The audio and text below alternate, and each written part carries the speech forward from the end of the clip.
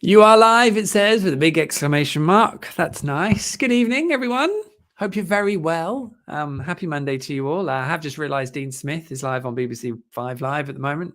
I probably shouldn't flag that up because now you might all disappear off to hear him speak. But hopefully I've done it early enough so no one's arrived. But yeah, it's just in the back of my mind that we're competing with him. But maybe that's fine.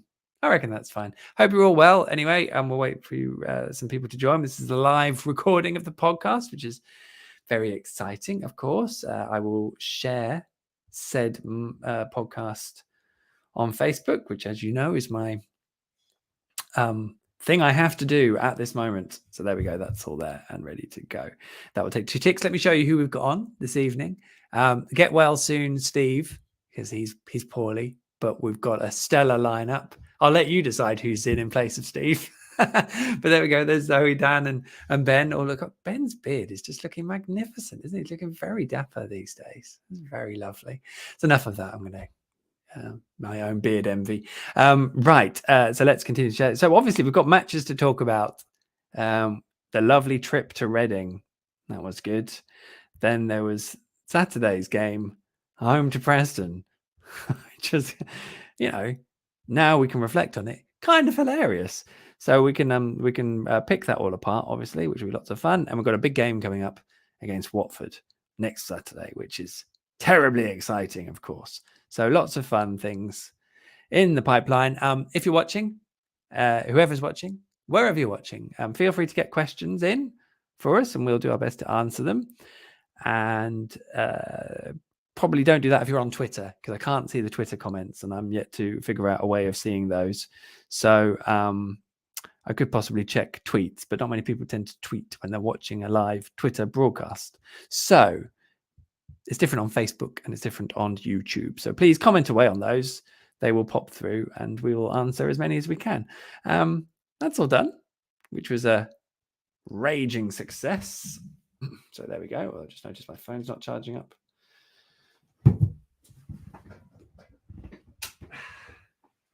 And now it is. So that's exciting. There we go. Very important admin there for you all. Right. In that case, I reckon we crack on as seamless as ever. So yeah, get your questions, comments in, and we will have a wonderful podcast. Hope you all enjoy it. And see you on the other side. Here we go.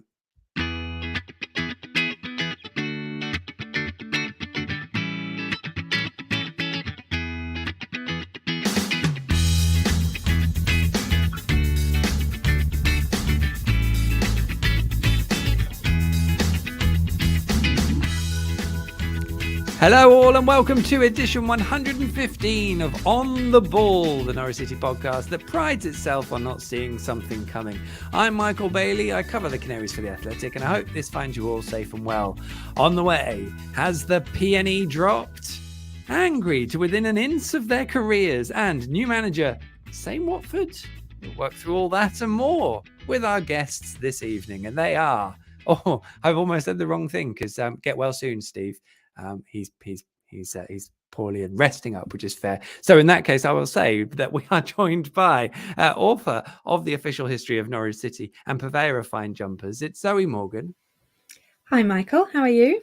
Very well. Thank you very much. We also have a true On the Ball original, former Norwich Marshal of the Press, Ben Mouncer. Good evening.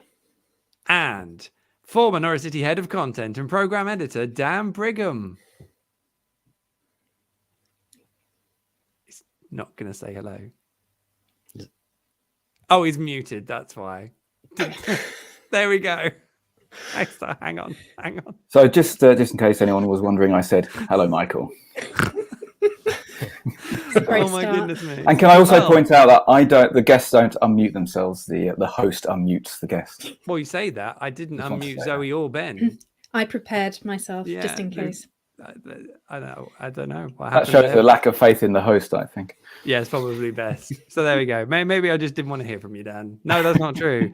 Well, there we go. That's a rip-roaring start to the podcast. But thank you for joining us all. I hope everyone out there as well too. How are we? Let's go around the table first. Zoe, how are you? Good. Just about recovering from the journey home on Saturday night. As I think we've mentioned before, drive back to Yorkshire after the games, and there was a big portion of the A17 shut. So took a nice detour around Grantham, which really helps after a win to have an extra half hour added to your long journey back, I think. I can imagine. So do you have to travel back to Yorkshire after every home game? Yeah, I mean, don't make the midweek games usually, but yeah, on a weekend, there and back in a day on the Saturday. Delightful, I'm sure. Oh well, at least that was, that was 2 days ago now, pretty much. Yeah. Dan, how are you? I'm good, thanks. I can only apologise to anyone listening because I am Steve's very late, last-minute replacement on this podcast. So get well soon, Steve. He's feeling a little bit under the weather. Indeed. Pleased to say I passed my maths test to get in here to replace him. Have you got a massive spreadsheet that I can ask you all about? No, it's just what's my favourite number, which I seem to pass with flying colours. Excellent. Well, I will ask you that question before the podcast is over, and you can tell us exactly what your favourite number is. I look forward to the answer to that, and I'll give you a whole podcast to think about the answer. I can give it to you now.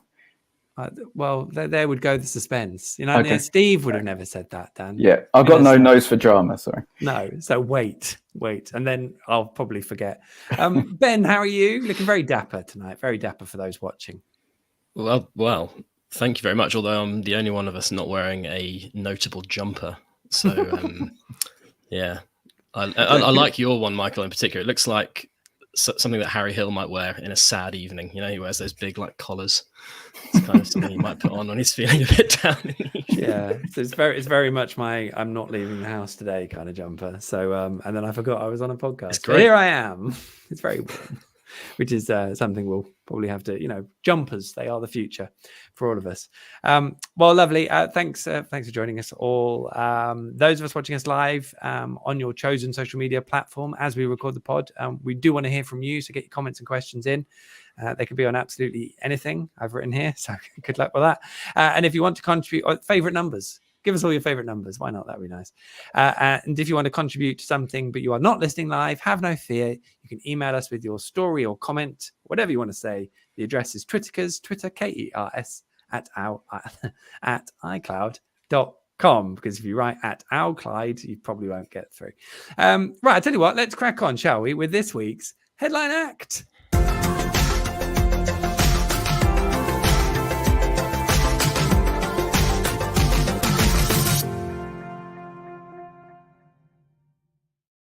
Yes, the headline act is football. There was 2 footballs of matches lasting 90 minutes that took place involving Norwich City since we were last on a podcast. And those were exceptional, I think we'd all agree. A 1-1 draw at Reading, which was a laugh a minute. And then we had the calamity of Preston winning 3-2 at Carrow Road on Saturday. Carnage it was in a football sense. Yeah, so no victories for this week, which is obviously we've now forgotten what that was like from how well this season's gone, but also remember from last season just exactly what this is like. So the first question I've got written here, and I'm going to address it to you, Zoe. Has this been coming? I mean, in so much as it is a football league season, and it's very rare for a team to go through it winning every single game, I would say you're bound to have a spell where you don't win. You don't win for a couple. I think the fact that we've only lost 1 in this big long spell is pretty commendable. It's always the best thing to do in the Championship if you want to have a good season, is just go through big spells of not losing. And we've managed to do that. If you're trying to suggest that perhaps we've played poorly and been winning, potentially, I actually thought we probably played worse this season than we did on Saturday and won, but we lost. So these things kind of come round, I think. So whether it's been coming or not is, I don't know, possibly a little bit unfair. I think we make a lot of mistakes. So until you cut those out, you're not going to stop conceding goals, perhaps goals you shouldn't be conceding. So perhaps that was coming in terms of several goals that might not have happened otherwise on Saturday. I think it sort of all just came out. I think you predicted, Michael, that it was going to be 4-4 or something ridiculous because of Preston's record. And it nearly came true. I mean, it could have come true quite easily. We could have scored a lot more if we'd have taken our chances, and we could possibly have conceded more as well. So it's, in the grand scheme of everything, I suppose it's not too disappointing. But maybe, maybe in the long run, having a loss like that might help them sharpen up a little bit, because if you get away with it, perhaps it doesn't concentrate the mind as much as if you don't. It's the classic, not a failure, more a learning opportunity, which is obviously the kind of talk we love here on the On the Ball podcast. I mean, lots of people obviously were going along the line, Ben, of Preston, it will be 0-0 because Preston don't score and they don't concede. And that's what it'll definitely be. And I think that's probably what Zoe was referring to, is that I was much more of the, we could get anything here because it's just going to be a bit nuts, which it kind of was. I mean, I was quite impressed by Preston, which is not, I was in Preston, basically. I was fully in Preston. But then I wasn't, because I also saw all the shortcomings, so I couldn't really work out how good they were particularly. And how much can we put it down to Norwich just being really careless? I thought it was just in lots of moments they just seemed to just be careless. It wasn't complacency, because they weren't being sort of snobby about it, but it was just careless boys. It was careless, and it was a strange game to analyze, really, because in some ways it was really simple what happened. We didn't take our chances, we missed some, and Freddie Woodman made some good saves, and we made mistakes in critical areas, and Preston took their chances, so they won the game. It's quite simple, really. But what that game and the circumstances around it tell us about this kind of broader, I don't want to call it an issue, but this broader narrative around our season. It certainly, I think, surfaces more questions than it does answers. But I agree with you, I think, and you made the point in your piece on The Athletic, Michael, about Preston's read it. XG, and how, even though obviously the record before this game was ridiculous, having scored 4 and conceded 4 in 12 games, but actually they were underperforming in front of goal. They were basically kind of, I think it was 9 for each in terms of XG, wasn't it? It was. So from open play only as well. There we go. And if you present someone like Emil Rees-Jacobson with those types of chances, an unmarked header in the box and a free shot in the area from 15 yards, then someone of that quality is going to take them. But yeah, I think there are a few things that we can chat about from this game. The first one being the system that Dean Smith deployed from the beginning, which, I mean, it was a diamond. It was definitely not a diamond. I mean, it definitely was a diamond. Well, Dean Smith was like, the problem was it was a diamond and it wasn't supposed to be. I think that was actually the problem in the end. Yeah. Anyway. And then the sudden kind of falling off of a cliff that happened after 20 minutes, and how we really kind of failed to regain any kind of control after that. And yeah, so it's I feel I don't know, there were some positives, and the result could have been very different on another day. Tammy Pukki obviously missing 2 chances where you'd expect him to put at least one of those away, and as I said, Woodman made some good saves as well. But yeah, I don't know, I feel a bit down about it, really. I don't know. Like, I think it's probably I think it's probably the upcoming matches, like the next, which we'll talk about in a bit. The upcoming fixtures are really gonna kind of lay bare, I think, what this Norwich City team is, and I'm not sure I want to know the answer. No, I still have the 2014-15 and 2016-17 campaigns rattling in the back of my head like a massive loose cog, which is probably an apt description of my head at the moment. Dan, the blame game. What are we blaming what happened on Saturday on? Because I mean, I made a glib comment there, but essentially Dean Smith said that the midfield was supposed to be a flatter 3 and then a 10 between that midfield and then the 2 strikers. But the problem was that both the 8s pushed on, so it looked like a diamond, but that meant that Gibbs had too much room to patrol, and also Ramsey then had to drop deeper because there was more space behind him than in front of him. And you're kind of like, well, we should have maybe sorted all that out, I suppose. But also that that was one of the main issues? I mean, if you concede a first goal where basically it's gone down the entire flank and then the cross has gone in the box and no one's bothered to get within 2 yards of anyone involved in that move from the opposition, then I think I scored or probably conceded goals like that when I played Sunday League football. So it's like, duh. Oh, well, that I was think harsh, wasn't it? Carry on.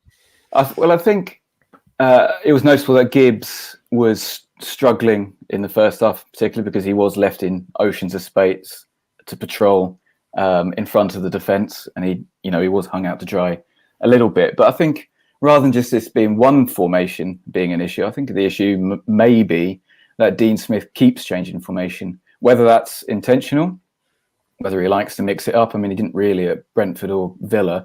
So if it's intentional, then that's what he's trying. That's what he's doing against setting a formation up against particular opposition. But it really kind of speaks of someone who's still not quite sure of their best squad, best first 11, not quite sure of the best way to get the most out of the players at his disposal. He's gone from a 4-2-3-1 to a 4-3-3, and now a diamond that wasn't a diamond. And then after 60 minutes went back to a 4-3-3 as well. So to me, he's not quite sure how to balance being solid, which he obviously wants to in the championship. As Zoe says, if you don't lose, if you go on long runs without losing, you tend to do well in this division. He's trying to balance that with adding a bit more creativity and more goal threat into the side as well. And I don't think he's got that quite right yet. I think part of that's probably come from the injuries we've had in central midfield as well.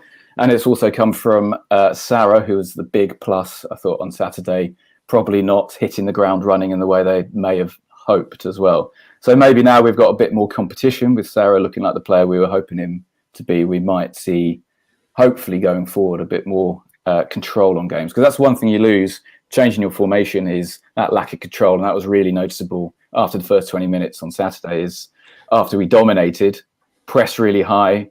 And then I don't know whether it was a combination of Preston working out the fact we were in a different formation or whether our intensity levels just dropped as they have done throughout the season. I'm not sure which way around it is, probably a bit of both. But it was noticeable that we sort of lost control. And we had 5-minute spells, as we often do, 10-minute spells where we look like we could score at will. But then we have 5 or 10-minute spells where we look like we could concede at will as well. And that's just that ongoing concern. But it's also important to know we're still second in the league, though. And there are lots of other teams who are expecting to be second or first in the league this season who have more trouble than we do currently. It's an interesting point there, though, because I would much rather. There are quite subtle tweaks to the formation, and I'd kind of quite like the idea that it changes. So I've and actually, I think do the same thing. Yeah.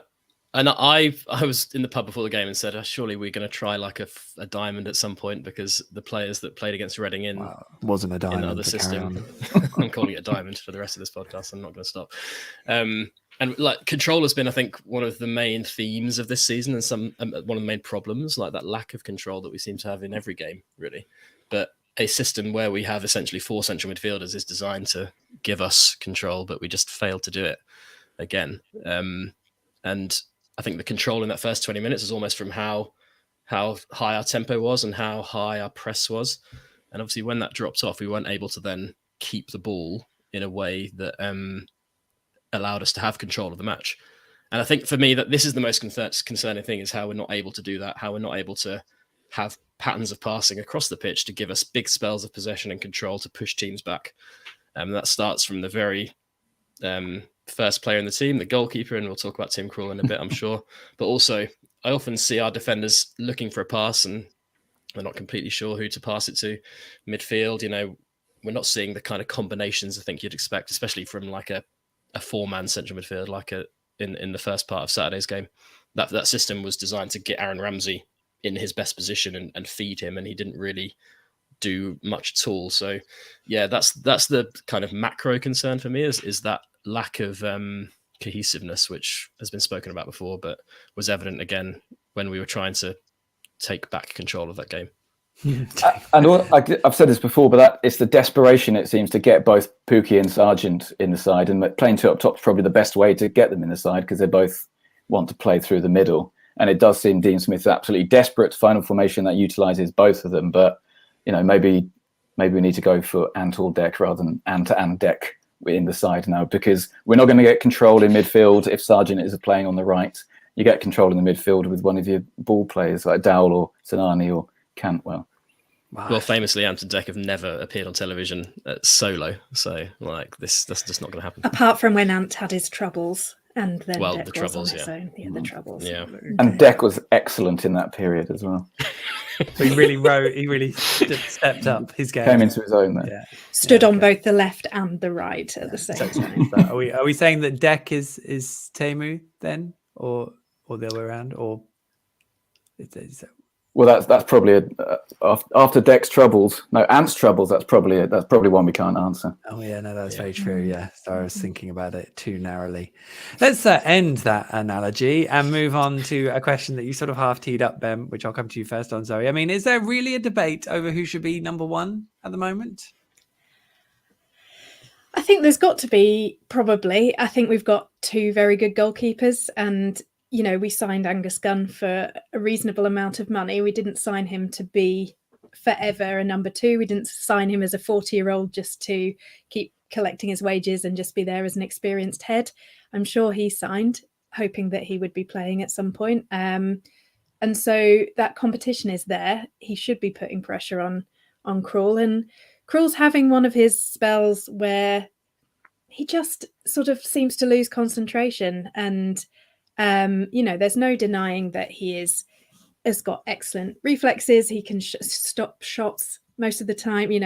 He pulled off a really good save on in midweek against Reading, but he just seems to sort of have that sort of element of chaos going on in his mind and his play that sometimes to me suggests that he's not kind of 100% with it. And whether there was all the stuff with the Netherlands and stuff going on and whatever's happened there, I don't know whether he's just not 100% concentrating. And I think for some people that probably that little bit being off wouldn't affect their game, but I think Krul is a kind of very much led by his head sometimes, and I think he has to be like 100% tied into a game to be really on it, and it doesn't feel like he has got that at the moment. And whatever that is, it's leading to some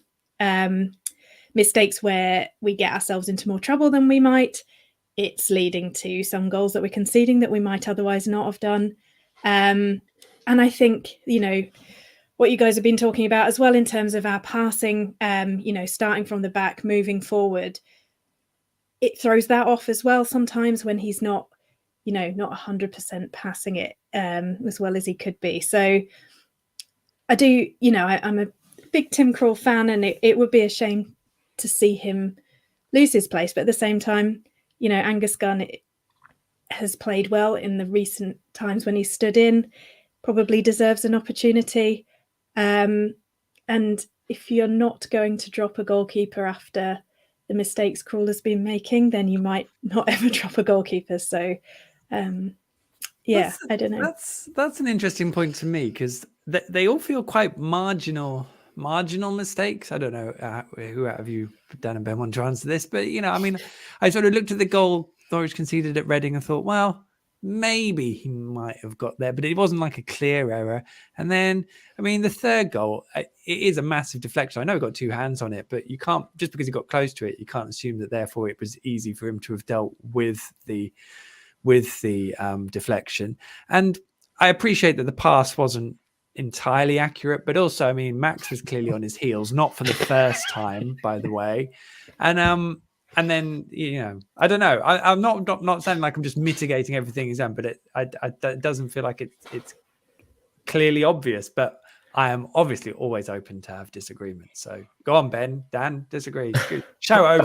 Well, I think to judge whether the third goal was a mistake, you just have to look at Tim Krul's reaction. I watched him for a couple of minutes afterwards, and he was just walking around clearly like in his own head, really frustrated with how he hadn't kept that deflected cross out. But that's hard, because he might have been sitting there. He might have known that it looked like it was his mistake when someone wasn't quite. where they were supposed to be or hadn't reacted to it. You're sitting there going, I'm going to get the blame for this, and it's not necessarily. I'm just playing devil's advocate. Okay. Yeah, no, like fair point. But yeah, it's interesting, and I agree with Zoe. Like, I think the intensity with which Tim Krul keeps and is a leader in the team when he's playing well, that's his strength. But I think it can also maybe be his weakness as well. And I'm interested to know how that general kind of anxiety and panic that seems to take him over at the moment whenever the ball is near him, whether that's permeating in a way to our defence as well, and whether there just might need to be a slightly more nuanced approach to marshalling a defence that Angus Gunn might bring. It feels to me like a classic case of let's just take him out for a few games and give Gunn a go, and then we'll see how it goes. And obviously Angus Gunn came in for the Watford away game in the Premier League last season, and that went quite well. Indeed. Dan? Yeah, I'd be interested because it feels that Krul's passing and kicking has always flattered to deceive. Ever since he's come in, he came in with a reputation as someone we could build out from the back with. But he's always had poor passes in him and sort of lazy passes, like the one on Saturday, acres of space in front of him, loads of time, and yet he's threaded the ball between Gibbs and Aarons. And I think it's a bit unfair saying Aarons was on his heels. He's not expecting the pass there, and he's not facing that way of play as well. And it happens a lot. And I just, as Zoe says, that lacking intensity of thought, when he's got that much time to think about the best place to pass a relatively straightforward pass for a goalkeeper, well, or for a professional football at that level. But, I don't watch every single game in the Championship. I would be interested to know if maybe actually most goalkeepers in the Championship are worse at passing than Tim Krul is. And his stats are better than other goalkeepers. So I would be interested in seeing that. Maybe we just assume every goalkeeper should now pass out from the back like they're Iniesta or something, that they should all be absolutely nailing every single pass. So maybe we are being harsh on him. And equally, it is dangerous to change your goalkeeper. That's usually a sign of a season going wrong. We all remember Norwich City seasons when goalkeepers have been swapped and changed a lot, and it's a sign of things not quite working. But equally, we've got a very good backup. He did play well last season in the Premier League. His kicking wasn't great when he was with us either, but he was at Southampton, where playing out from the back is considered one of the main things that they choose their goalkeepers on. So I'd like to see if he's improved from kicking as well. So it does feel like it's very much on the precipice of giving Angus Gunn a go. And also, as you mentioned, those last two seasons that where we struggled, and particularly the one under Alex Neil, when it was this, or rather the first one under Alex Neil, when we got relegated, and it felt like we had a really great squad, but there was just something missing, that motivation missing. And we've got a lot of players in that side who've had 2 promotions under their belt, and you just wonder if maybe someone like Angus Gunn, who hasn't got a promotion under their belt, will instill that sort of sense of really, really wanting it. Brilliant stuff, everyone. It's that bit with the goalkeeper where you can give them a couple of games, but it's then what do you do after that? Because if it doesn't go well, what do you do? And I suppose maybe that's a risk that is sometimes merited. It does certainly lend itself to a fascinating situation. Can I just say it sounds like, Michael, that you would keep Tim in. I just don't. I personally don't think I've seen quite enough to change it yet. I would probably say as well with Dan. There were only. I feel like goal in general, we probably do expect a little bit too much from Tim's distribution. I think he does. I think he's pretty good with his feet. I think he's pretty consistent with it. And most, a bit like playing golf, but most people remember when there were really bad ones. You're like, oh, look at him, he can't pass the ball. And I think sometimes that creeps in. It's only like the top elite goalkeepers in the Premier League where you look at them and think, wow, they're just pinging stuff over there. So that's what I think he maybe gets a little bit underappreciated for how good his distribution is generally, and I wouldn't change it yet. But the most useful form of distribution for him at the moment would be to just play it up to Josh Sargent, who will attract 3 or 4 defenders and just throw them off. Get it long and play off Josh. That's the way. Yeah. Let's just do it. Do it. Josh, Andy, Carroll, Sargent. Yeah. Well, Andy might be free in January, so you can pick him up maybe as a free. That's a front 2, isn't it? There you go. Carroll and Sargent. The ball will stick, I think is the technical term. Can I just say very quickly that we should give Reading and Preston credit as well, because they both knew their game plan and both played really well to their game plan. Reading were excellent, probably deserved the 3 points. I don't think Preston deserved the 3 points, but they did play well. Sam Byram should have been sent off after 25 minutes, whatever it was, and we should have been down to 10 men for that time. And Sam Byram's tackle, by the way, is probably a symptom of that carelessness that is in our game at the moment. There's absolutely no need on that area of the pitch to go in like he did. Although it was only really on the replay, I realised it should have been a red card. Although when the Snake Pit started booing the player who'd fouled, forgive me, I've forgotten his name, Adam Brown, then you kind of thought it probably is a red card then.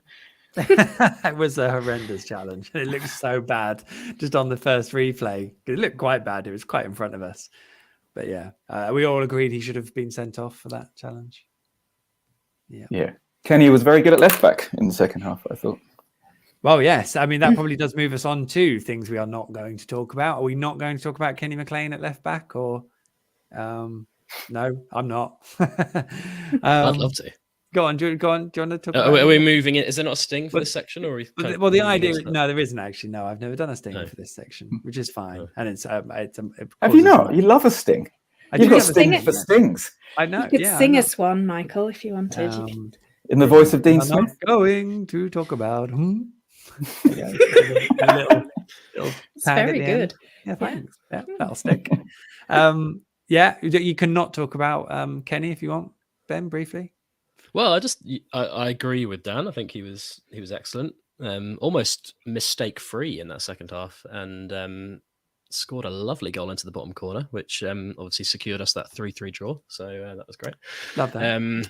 It does amuse me how many people talk about Kenny McLean's mistakes, especially on Twitter, when they can't spell his name right. I'm just saying, if you are making the mistake of not spelling his name right, it's very difficult to then criticize him for making mistakes with a football. But can these people on Twitter play an accurate square ball though? Well, maybe they can. You don't have to be able to spell to play football. I think we could all vouch for that. But can I just make another point? I think we are missing a left back. I know we've had long periods of time over the last. Yeah, I mean we are missing all our left backs. But like there's this thing about like wanting to control games and playing through the middle. Like I don't think Dean Smith wants his teams to play like long ball football. He's always played fairly good passing football at every club he's managed.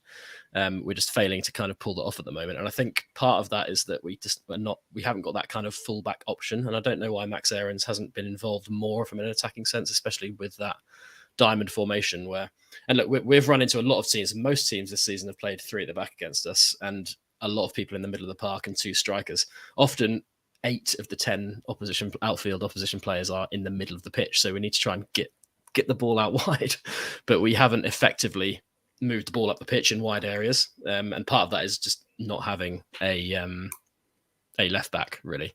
And I think that was particularly evident against Reading when Sam Byram and Aaron Ramsey were playing down the left and Byram was bad.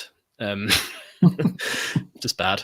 And actually Kenny McLean going into that role in the second half on Saturday showed and actually having an effect in possession and having a positive impact showed that we maybe are missing that, especially when we are finding the middle of the pitch so congested. And our wingers, when we do play wingers, like especially like when Sargent's out there, they're not like possession wingers in the way that like a Todd Cantwell is. So maybe Cantwell coming back might help us control games a bit more. But that's good. Get Max Aarons more involved from an attacking perspective. We're not seeing enough of Max Aarons on the opposition byline, in my opinion.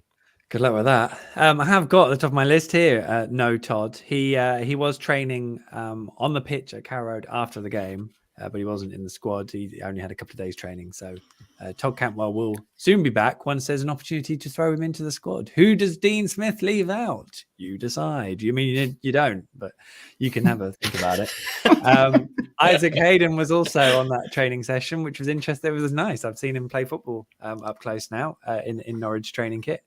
So that's good. It presumably means he's not far off. But as Dean Smith said at Colney on Friday, he's not putting a time frame on it now. So let's just see how he deals with the training load, I guess. That's exciting. Anything else anyone doesn't want to talk about? Anything? Anything? I've got a psychological question. Dean Smith. One of the most fascinating things about Dean Smith that I've noticed, and it marks him out among basically every other manager in the Football League. He wears different outfits every game. Like, he does not have a set choice of clothes. Sometimes he's in a suit, sometimes he's in just a nice smart jumper, sometimes he's in full trackies. It's like, there is no set way that Dean Smith dresses. No one else does this. And is this a marker that Dean Smith is not currently a man who is confident with the decisions he's making? Wow. Maybe it's one outfit per formation. Yeah. I was thinking. It's like when the corner taker puts his hand up to tell them, if it's low, near post, whatever, maybe his outfit is to tell the players what formation to change to. Yeah. It's like in an FA Cup final when the managers come out in a suit and then quickly get changed into a tracksuit just so they can feel comfortable. Well, maybe he just doesn't know his best outfit yet. That's the problem. Can you ask him on Friday at the next? I'd like to know if he wore the same thing when he was Brentford or Villa manager, if he had a set outfit, or whether this is a new thing, or whether he's always been like this. I want you to take away this research, please. So then the next time you're on the podcast, you can answer these questions. And Michael, you can 13 games in though. He should know his best outfit. He should know his best. Does he wear the same outfit for his press conferences?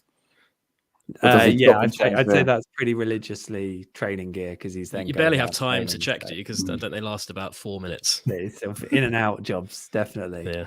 Yeah. I mean, as soon as you brought that up, Zoe, I was thinking, how would I actually broach this as a question in a press conference? And I think my swift answer was don't.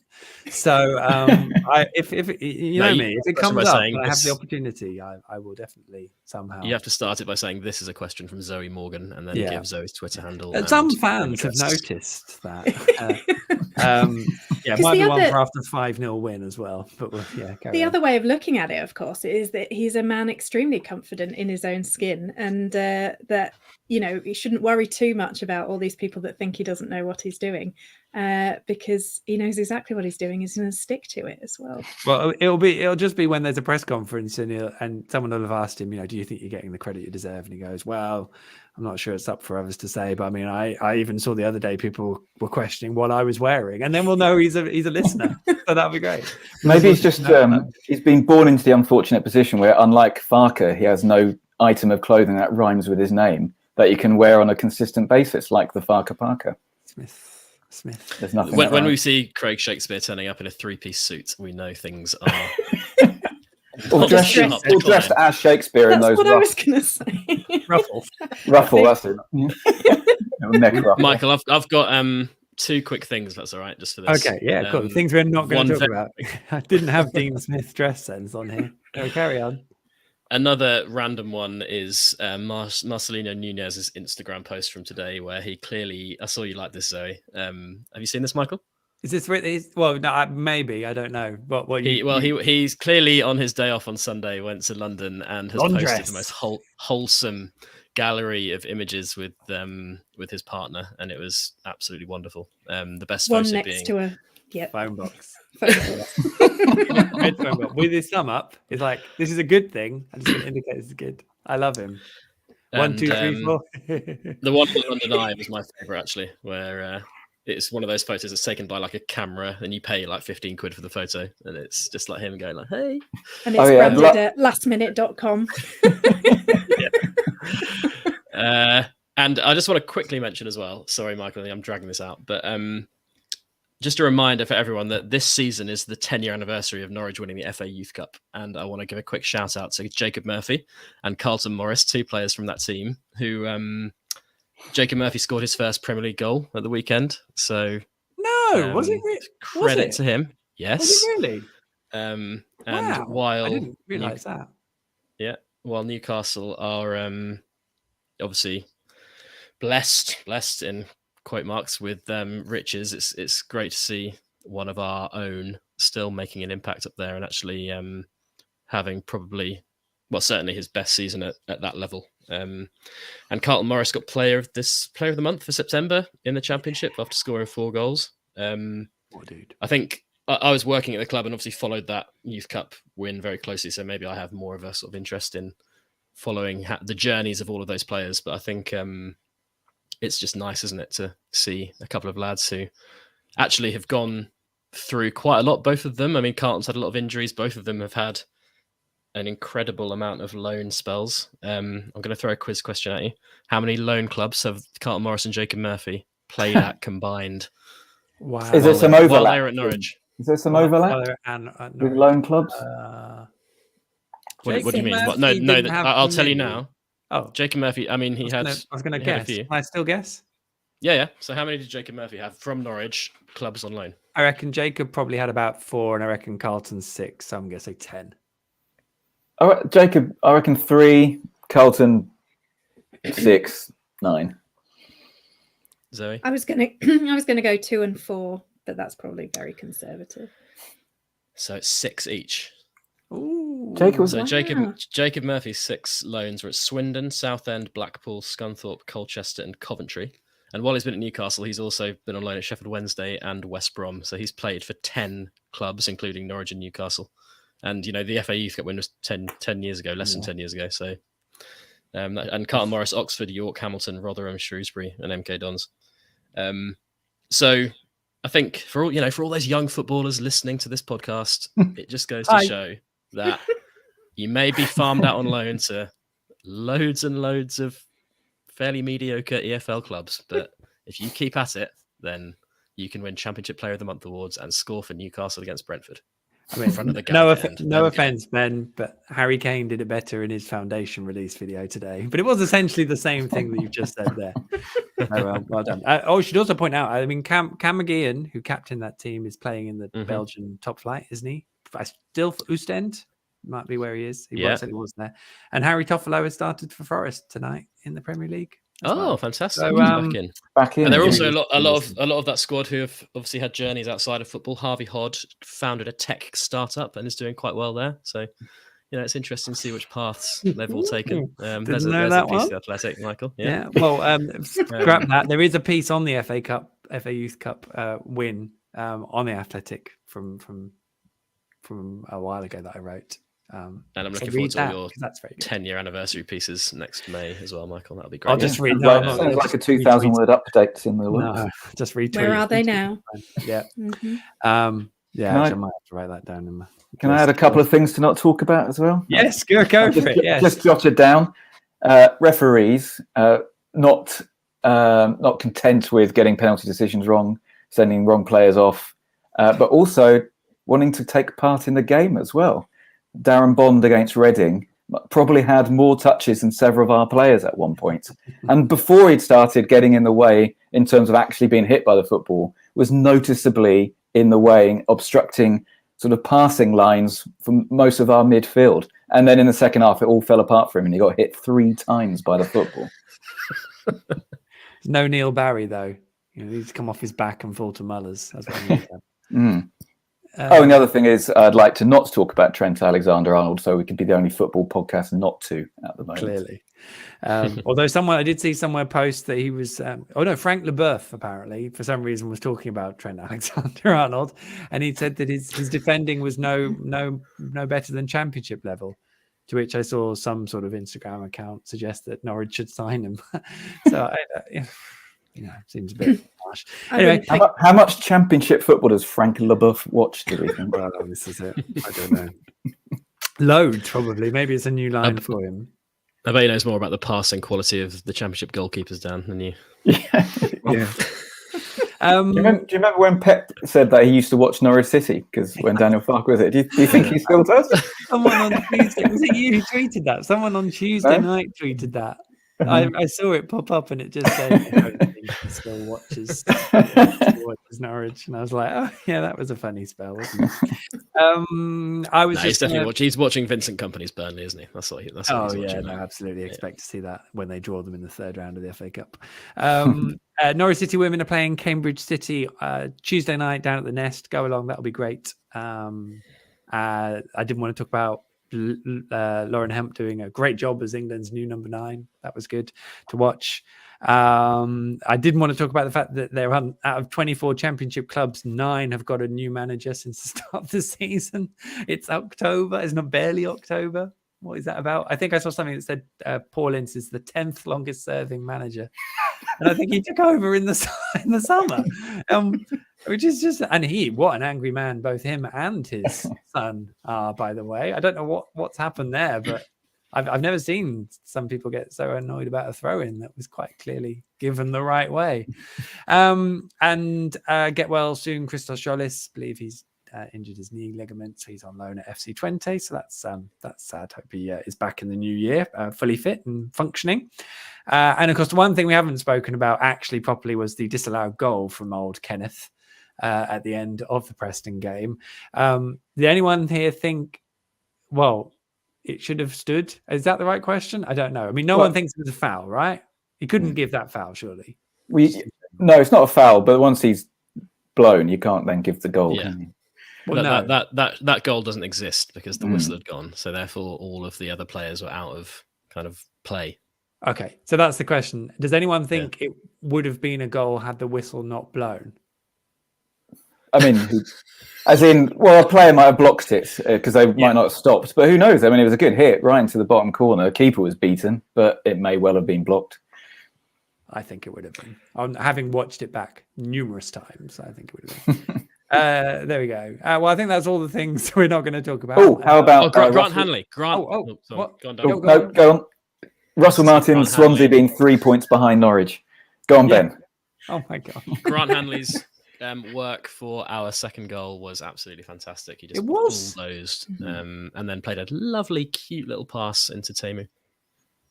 And then Gabriel finished it with aplomb. We got to speak to him after the game with his translator. That was fun. Big fan of when he wants the ball, he claps. Sarah just claps. He claps on the ball. Yeah, does he? It's really good. Yeah, I like it a lot. Thus creating the most rousing atmosphere Carrow Road has seen. Get him on that scaffolding by the big screen. Deal with those comments. It's the new Andy Hughes. That's what it is. Right, let's go through some questions quick. Yes, George Hodgkinson asked if we thought it was a red, which we said it was. Yes, indeed. Alex is saying, I'm now an ex-Aston Villa expert. Don't know what you're talking about, Alex. Alex also asks, Watford and Sheffield United away ends have been sold out. Do you know if there will be any more tickets made available? Does anyone know the answer to that one? I don't know. I'm going to Watford though. Are you? Yeah. It was on the telly, Ben. You didn't need to go. I know, but I hope you enjoy that. You'll be there, won't you, Michael? I'll be there. It's on the telly, though, isn't it? Drum. Well, yeah, in the press box. Yeah, that'd be good. It did miss the drum at Carrow Road, I thought, because the drum at the two away games was very good. And I noticed the platform has disappeared, or it certainly isn't in the place it was. So that experiment is dead then, clearly. Simon Duarte says, it was a shame we didn't have a midweek game to put it right immediately, which I'm guessing was the Preston one. Dean Smith said likewise. He does believe that the careless mistakes can be ironed out. Yes, indeed. George Hodgkinson comes up with Preston have 3 full internationals in the midfield who were very experienced and took control, which is a very good point. Alan Brown is a very good player, even after being studded in the shin. Andrew Fisk. Well, Robbie Brady, Michael, what did you make of his deployment? That was interesting, wasn't it? Oh, it was good. I had to double check that the cross was with his right foot. It was a beauty, wasn't it? He obviously learned to use his right foot when Alex Neil played him at right wing back against Man City. What he also did was he sort of deliberately and very cynically fouled Max Aarons really badly, and then sort of got up as if to sort of be like, "Oh, I know you really well because I played here," and I don't know how well he really did know Max. And also, Max is pretty grumpy, and he's like, "I'm not having this joke. You've just literally." He tried to hug him, and it was one of my favourite moments from Saturday because he tried to hug him and be all friendly, and Max was like, "Don't ever touch me." It was really special. Yeah. He also tried to clap the Barkley, and the Barkley just had a collective sort of. He didn't want to leave. Bless him. It wasn't his fault. And he's had a very difficult time of it since. So it's great seeing him playing, to be honest. And I'm glad the injury wasn't, or hopefully touch wood, wasn't that bad because he did go off with one. Andrew Fisk, hello, Andrew. Slightly weird watching the podcast from Chile, Norfolk, rather than the Philippines. Well, that's exciting. Get to the Luton game.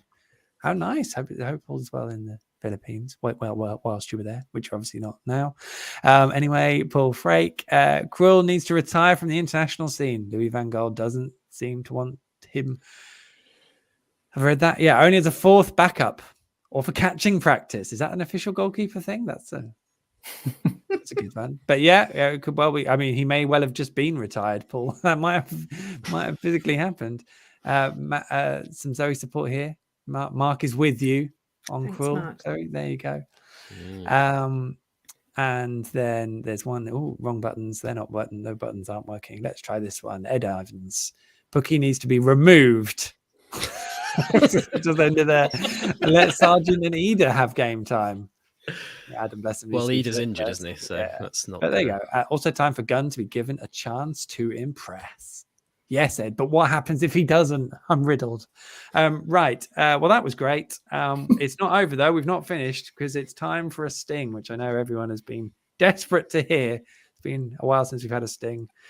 And let's bring it out here. A bit of John. This is almost fantasy football. Yes, indeed. And now this section has turned into me just having the October fixtures and then just ticking them off as we go along because it's obviously a big month, October, a big month.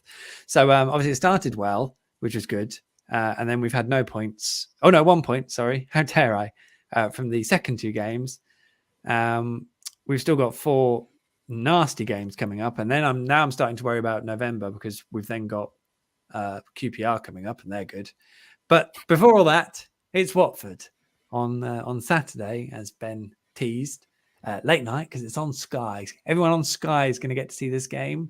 They're going to be imagining what it was like last time this game happened on Sky and think, wow, let's see that again. Well, the lights went out, didn't they? So, right. Well, yes. Yeah. 20 minutes extra coverage. Probably. Watford and Ranieri was manager. I mean, yes, absolutely mind-blowing. They've literally... How many managers have they had since then? Hodgson, and then it was. Was there one between Hodgson and? Yeah, wasn't there? No, Hodgson, it was Hodgson, then Rob Edwards, and now we're on Bilic. Mm. So yeah, that was in January or February, even actually, I think, wasn't it? Is it working for them this time though? Been a bit ropey. They lost 3-1 at Blackpool. We didn't do that. We won. Where are they? 12th, and I've just written down because I looked at the championship table to do my diligent research, and they've lost.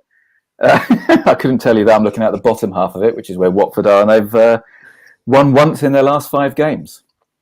Mm. So they had which was the new manager bounce, or the hammering of Stoke, where we kind of were.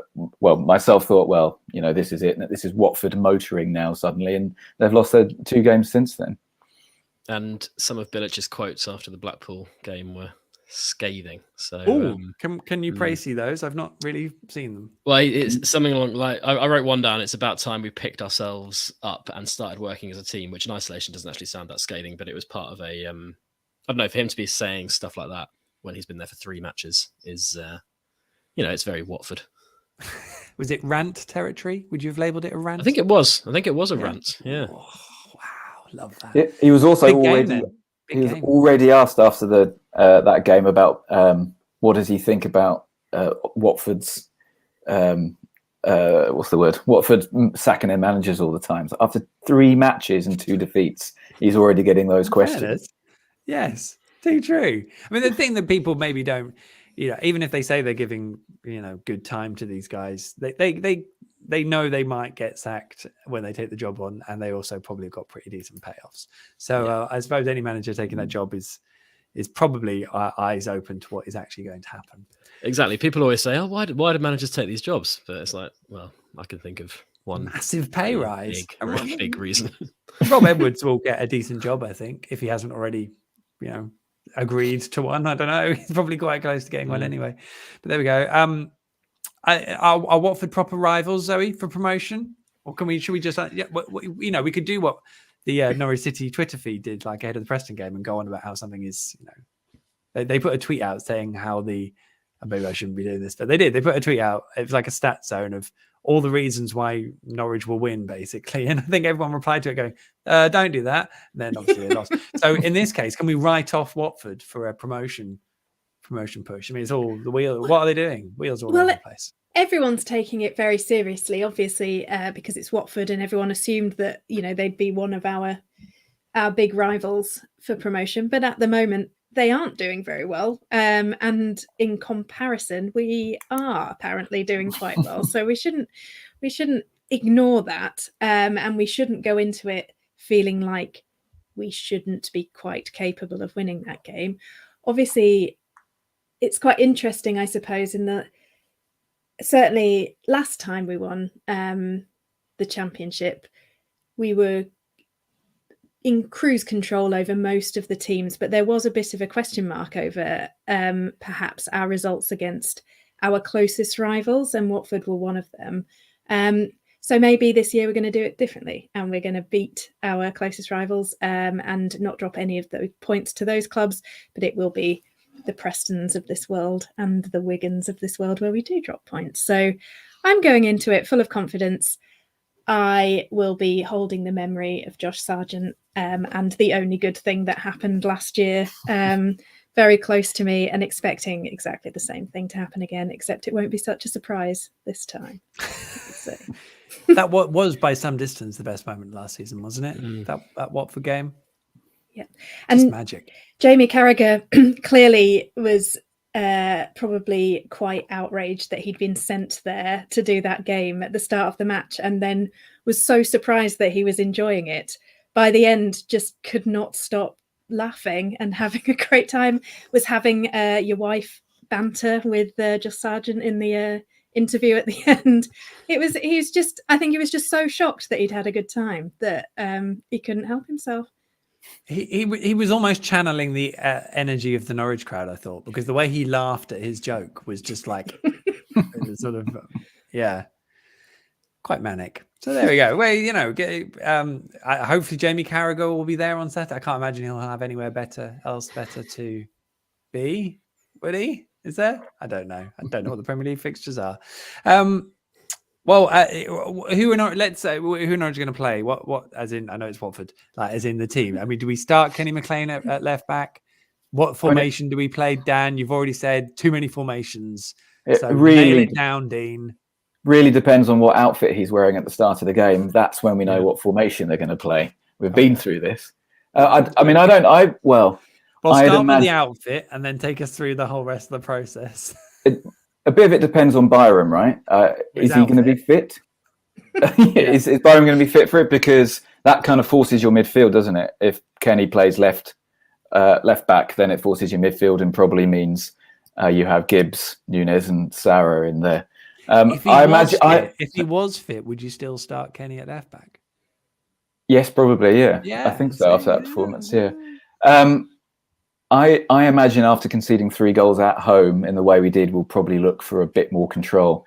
I'm not entirely sure what that means to Dean Smith in terms of how he sets up. I don't mean that disparagingly. I just don't quite know what he thinks, what formation brings the most control. And I think as it's Watford as well, we'll probably be looking to set up there solidly rather than we probably won't see Todd Cantwell coming in. We probably won't see Sinani starting. I imagine we'll see a very similar starting 11 to Saturday, and probably playing a little bit deeper, less high up the pitch. Awesomes. Ben, what would you do? I think he might play Cantwell, actually. I think he might take Ramsey out, go to 4-3-3 and play Sargent on the right and Todd on the left. Oh, Todd Cantwell back, Zoe. That'd be nice for him, wouldn't it? Something needs to happen. I was thinking this before when we were talking about the Preston game, and Krul as well. Something needs to happen in terms of an individual performance or a team performance that gets everybody sort of up on their feet. And I was thinking during the game on on Saturday when we just equalised and was thinking, oh God, well, we're definitely going to win this now. And thinking this is what the season needs because this has been tough. You know, we've had a bit of excitement. It's, you know, we're going to come back for this, score a 89th minute winner and it'll all be fine. That obviously didn't happen, but it doesn't feel like we need, and, you know, like that Sargent performance at Watford last season, that sort of bit of individual brilliance, you know, someone absolutely bossing a game, a goalkeeper having, you know, an absolute blinder, just to get everybody sort of a bit more inspired, a bit more united. Even having a big scrap might help. You know, just, you know, someone flies in with an awful tackle and everyone just go in for it for a bit, might just get, you know, the fans up for it, everybody sort of a bit more together, understanding what it is that we're all working for. And I think some of the I guess the confusion that a lot of us are feeling about sort of this season, and, you know, maybe that end goal isn't actually the sort of pot of gold that we've all wanted, like it's felt in the past. So maybe it is that sometimes we're not all sure what we're hoping the outcome is going to be. But I feel like if we had something just to sort of tie us all together, you know, you don't necessarily need to be thinking like what's going to happen in May and what's going to happen next season and everything like that, but just remembering how to really enjoy games again. And I think that's what we haven't quite had, is that inspirational moment this season.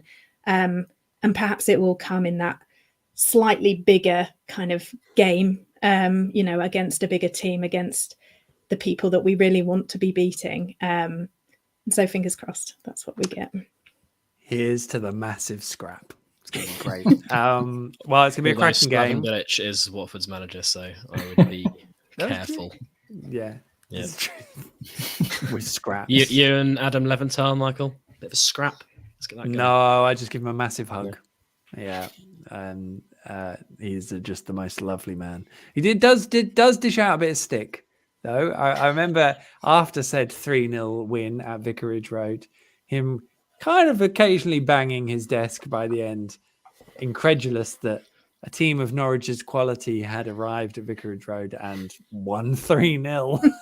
But that might have just been because he knew he was probably going to have to write another managerial obituary, of which I think he's written more in the last 2 years than I've written in my life. So, yeah, I could understand that as well.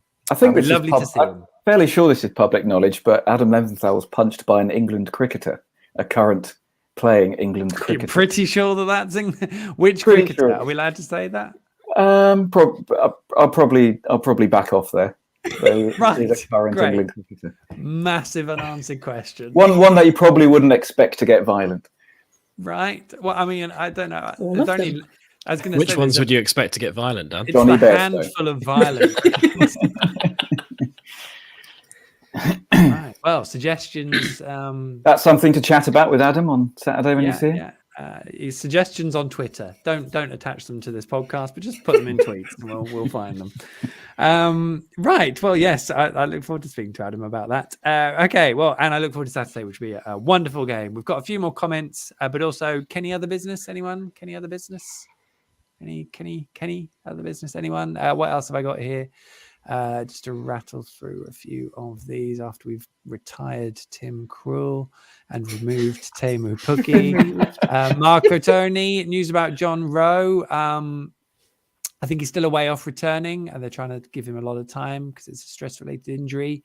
So keep patient, I would probably say with that. So no is actually probably the answer. Is there any team in the Championship this year that you can envisage having a realistic chance of surviving in the Premier League? No one at all. But we haven't seen Sheffield United yet, although they've not been very good since the international break by all accounts. So no is the answer to that. The gulf is vast. Good luck to anyone. Stephen Stibbins, Carlton Morris was never given his chance at City. Shame. He is a unit. Okay. It's a shame he is a unit. Or... Shame he's a unit. It's a good point, though. He didn't really get that chance. I guess those are Norwich to say. No, but the thing is, like, I don't know. Some some people just it doesn't work out right. Like it's like people when Toffolo signed for Forest, like, oh, he should have been given more of a chance here, but it wasn't right at the time. And his journey to get to where he is now, he had to leave Norwich. And I think with youth development, that's a big part of it. It's not just about creating players for Norwich City's first team. There are only 11 places in Norwich City's first team. There are lots of other places available at other clubs. And I'm sure Carlton Morris holds no grudges at all about his time at Norwich. And he's doing well. Good luck to him. Indeed. Yeah. Shame he's a unit, though. It's a shame he is a unit. Often timing is the issue. Timing is the issue. And Ed Ivans, the defence problem has been there for years since Alex Tetty has left the club. Tetty used to break up play. We don't have that sort of play at City. Well, we did for a brief time, but he wasn't our player. So there goes my... And I mean, we do have somebody who was brought in to do that job. But soon, Ben. I've seen him. I've seen him now. Did he look good, Michael? Did he look like he could break up play? He looked like he was on a pitch with a football. So. Were they? It's a small-sided pitch where it's like kind of a 2-3v3 small-sided game. So. Oh, it was a game. So there was contacts and stuff as well. Nah, they were. It was a low-intensity training session, I would say, from all my vast experience of professional training sessions. Don't get me started on that. Right, in that case, I think we're done. I think we're done for another On the Ball, the Norwich City podcast that knows exactly where to park when it gets to Watford. If you're yet to do so, make sure you subscribe via your podcast player of choice. The pod is available free for everyone on your usual player, and we are streaming the recording of the podcast live in video form on my social media channels. So have a search, and I'm sure you'll find them. Ratings and reviews, wherever prompted, are always hugely appreciated. And if you want to get in touch with any questions or topic proposals, sling me a direct message on Twitter. The handle is @MichaelJ.Bailey. As for this evening, a big thank you to our guests tonight. Ben, thank you so much for joining us. Well, thank you. Thanks to everyone. It's been good fun. I'm glad you've enjoyed it, Ben. Dan, thank you for stepping in. For Steve, get well soon, Steve. Thanks, Dan. Also, what was your favourite number? 99.94, which is another cricket nerd thing. If you know your cricket, you know that number. Right. Or Google it. Oh, God. Okay, so... What's your favourite number, Michael? Oh, I don't know. 7. I mean... Big fan of the film? I don't think I've seen the film. Wow. Actually. I don't think Me so. neither. Maybe I have once. I can't remember. Not why 99.9. I'm going to assume it's like an average, or it must be an average of something. It's Don Bradman's test batting average, which is the highest test batting average of all time. And if he'd scored 4 runs in his final ever innings, he would have averaged 100. But he was out for a duck and averaged 99.94. That's poor in the end then, really, isn't it? And the next highest average is in the 60s. So it's... That was going to be my next question. Wow. There we go, yeah. He's quite good then, Don. Yeah, he could play. Could I ask a quick number related question? As long as it's not about cricket, it's fine. No, it's football related. So yes. Yeah, very much on brand. Official club merchandise. Whenever you buy a mug or anything with a specific player on it, with their face, it always has their squad number on that piece of merchandise. I've got a Timu Pukki mug. I've got a Todd Cantwell mug even. And I've got a special edition Alex Tetty mug after he'd left as like a tribute mug. Got his number on it. They've all got their numbers on. Why do we need to know their squad number when we're having a cup of tea? That's what I want to know. Wow. It's branding, I suppose, isn't it? Personal But branding. You could line them up in formation. You bought enough of them. Are the mugs more expensive if they're a higher squad number? You're paying per number. Yeah, indeed. Zoe, can I ask how the numbers are designed onto the mug? Is there like a little shirt with a number on it? Because then it would make more sense. No, it's different every time, but sometimes it's just sort of little written next to their name. Not necessarily on a shirt. It's sort of it's always woven into the design. This is weird. Hang on. 2 seconds. This is I have on my my I theory. have on my desk. Number 7 mug. I have on my desk my thinking mug, which has got my squad number on of 14. See that? Where is it? There it is. See? Bailey 14. I don't know why it's got 14 on it. Because So that's my pink apparently. Do you drink from a mug with your own name on it? all the time. In fact, I can't not drink from a mug without my name on it. I reckon a psychologist would have stuff to say about that. It's like No, Leroy Sané with a tattoo of himself on his back. I don't think I've ever drunk from it. So there we go. It's got dust in it. But I love it all the same. Right. This was the middle of the goodbye, wasn't it? So, yes, Zoe, thanks so much for joining us. Thank you very much for having me, Michael. Look at that. Right. We'll be back next Monday, in fact, for a fresh bout of Canaries Capers, when I think Steve will be hosting, all being well. I guess I'll still be on the pod. I don't know. I haven't decided yet. But anyway, we'll be back then next week for well, how did it go? Yeah, we'll be back next Monday for a fresh bout of Canaries Capers and another edition of On the Ball. Until then, never mind the danger.